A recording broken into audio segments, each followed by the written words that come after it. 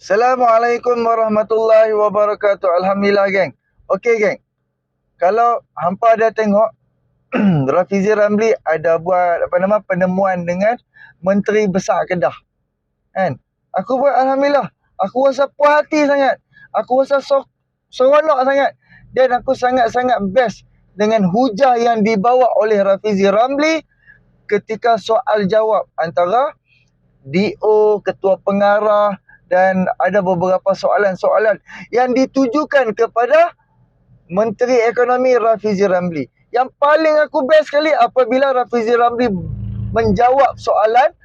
Setiap soalan-soalan tu Allahu Akbar, dia ni otak dia memang otak gila. Dia dapat berikan jawapan yang sangat-sangat puas hati dan sangat-sangat faham.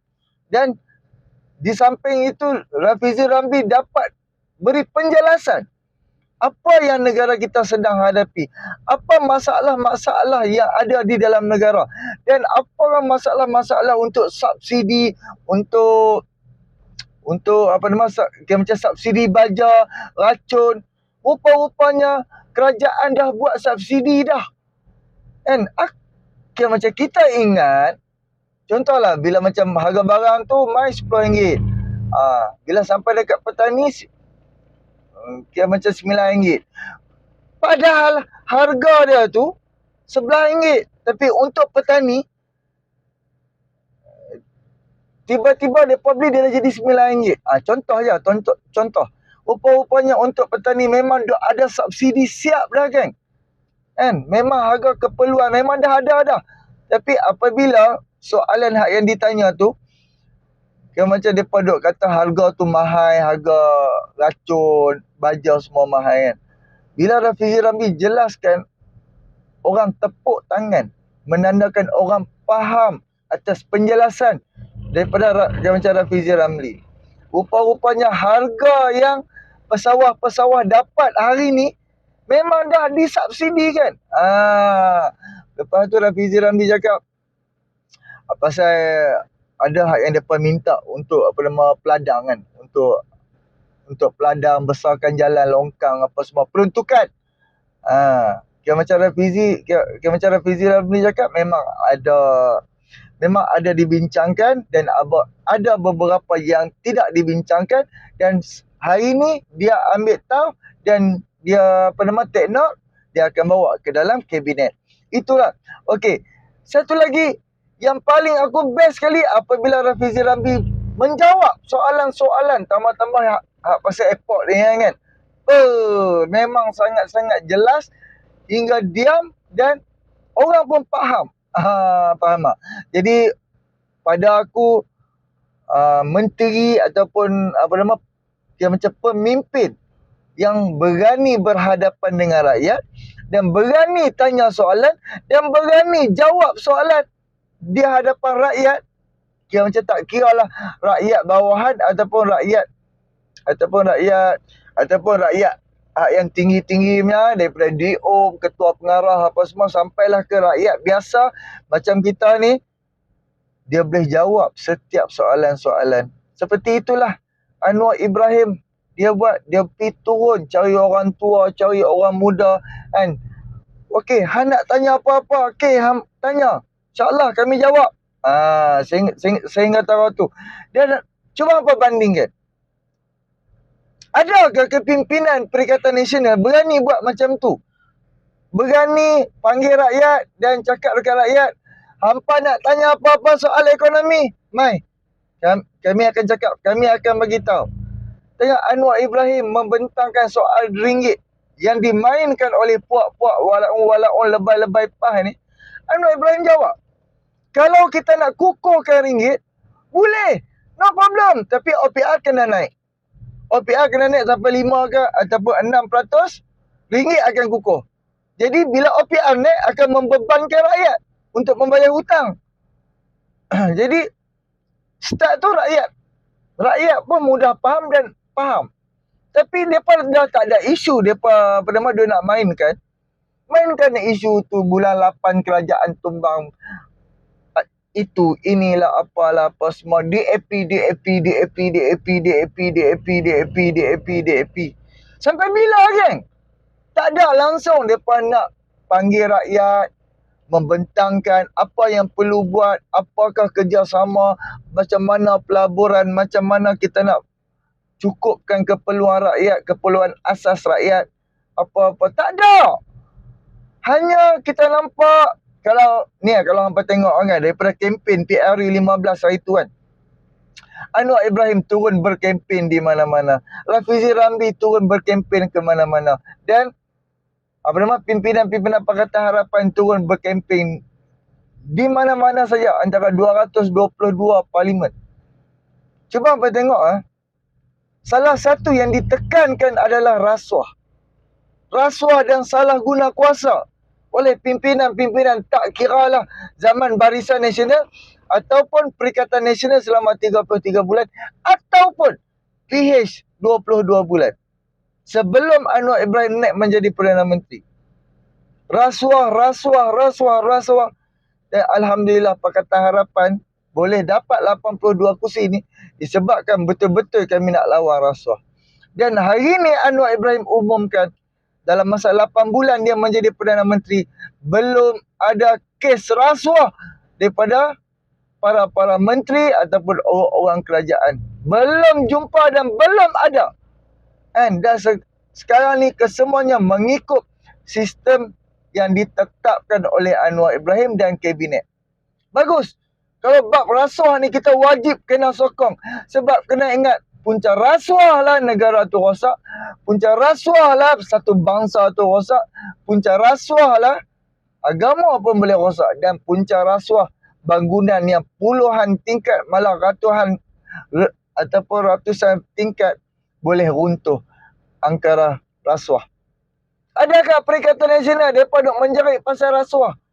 Adakah mereka duk menjerit, mereka nak hapuskan rasuah? Adakah, geng? Cuba hampa pergi tengok Perikatan Nasional punya kempen. Hampa jumpa agak Perikatan Nasional duk menjerit nak hapuskan rasuah. Adakah, geng? Tak ada. Aku hari-hari sentiasa aku duk dengar politik. Free je aku dengar politik.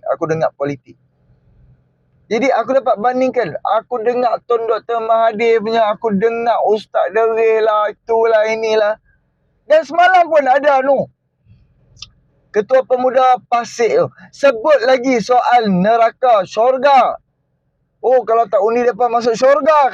Kalau tak balik mengundi, masuk neraka. Faham tak? Dan mengarut. Mereka ni langsung. Mereka gunakan agama, takutkan dengan gunakan DAP, gunakan itu untuk mereka nak raih undi sahaja. Malu lagi. Kan? Duk memburukkan sesama Melayu, sesama Islam. Sedangkan kita ni cuba hampa tengok Pakatan Harapan dan juga Barisan Nasional hari ni berhujah menceritakan soal ekonomi, soal apa yang dah berlaku dan soal penyelesaian. Tapi mereka tak buat macam tu. Hampa boleh bandingkan dan hampa boleh fikir lagi. Memang kalau hampa tanya aku, Alhamdulillah sekarang ni kita nampak perubahan dengan ekonomi, dengan pelaburan. Alhamdulillah, geng. Kita puas hati, geng. Kita nak pimpinan menjadi pemimpin di dalam negara kita adalah ahli-ahlinya. Bukannya bodoh piang tahu-tahu boleh jadi menteri. Kita tak mau. Kita nak orang-orang yang dia memang layak menjadi menteri di atas pengalaman dia dan pengetahuan dia dan atas kejayaan dia menguruskan negara. Untuk menteri-menteri kementerian-kementerian yang penting, Perdana Menteri, Menteri Ekonomi, Menteri Kewangan, Menteri Pendidikan, Menteri Kesihatan, apa yang sangat-sangat penting untuk rakyat ni, kita perlu mencari ahli-ahlinya. Perlu dapatkan pemimpin yang sepatutnya. Kita tak mau. Disebabkan tengok dia tu tak tahu apa pun soal ekonomi, tiba-tiba dilantik menjadi Menteri Ekonomi. Macam tu lah, kita tak mau. Macam apa tengok Azmin Ali.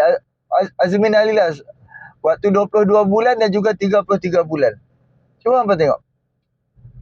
Dia berani ke buat macam Rafizi Ramli? Adakah yang dia buat, dia usah jelaskan, dia jumpa semua orang, dia macam membincangkan ataupun buat macam Rafizi Ramli buat tu, apa nama, hak yang apa nama, intensif pendapatan rakyat. Ada ke? Sekarang ni kejayaan atas hasil Rafizi Ramli, bayangkan dah 5,000 orang apa daripada dapat mesin tu. Satu hari mereka dapat jana pendapatan RM100, paling kurang RM100.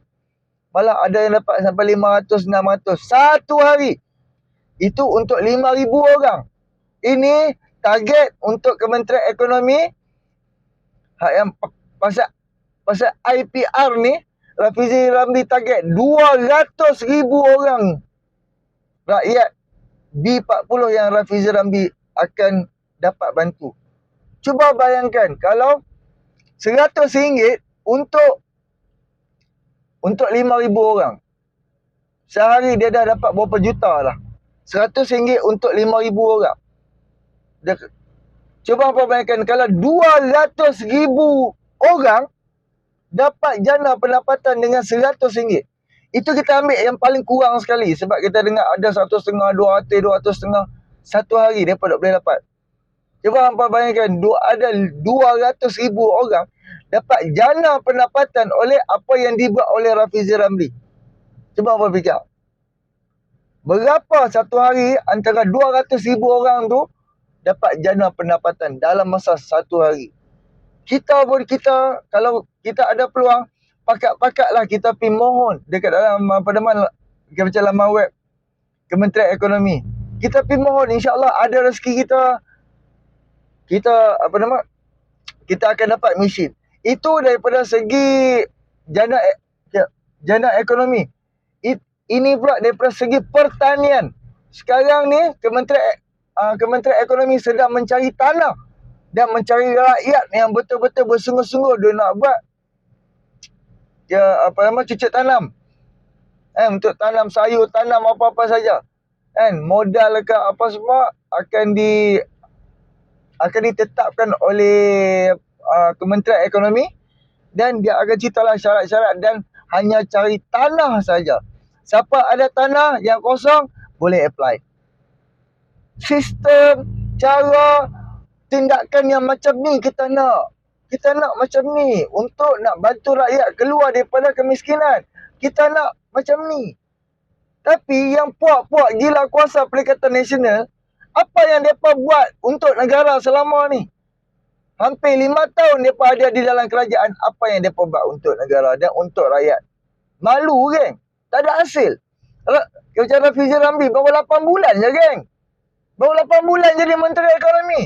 Dia dah dapat buat macam-macam. Dan berani berhadapan dengan rakyat. Bercakap, terangkan, jelaskan kepada rakyat seperti mana Datuk Seri Anwar Ibrahim buat. Menteri mana yang berani buat seperti yang kerajaan hari ini? Jadi kita mengharapkan kerajaan hari ini dapat memberi satu perubahan kepada rakyat dan juga insya-Allah kerajaan hari ini dapat bagi tawaran yang hebat-hebat kepada rakyat. Insya-Allah rakyat, kita sebagai rakyat, kita kena cari peluang dan ada peluang terus kita mohon. Kita boleh apply. Kita boleh apply. Kita apply, insya-Allah ada rezeki kita akan dapat. Okey, insya-Allah, geng. Boleh subscribe, like, komen dan share. Jangan sokong pimpinan yang gila kuasa, yang semata-mata mereka nakkan kuasa, kerja tak reti buat. 33 tahun apa mereka buat di Kelantan? Apa yang mereka buat? Sanusi 5 tahun, hampir 5 tahun dekat pada Kedah. Apa dia buat dekat Kedah? Selesai ke tak masalah rakyat? Keperluan rakyat tu selesai ke tak? Jadi fikir-fikirkan, subscribe, like, komen dan share. Hantar kat mak hampa tuan. Assalamualaikum.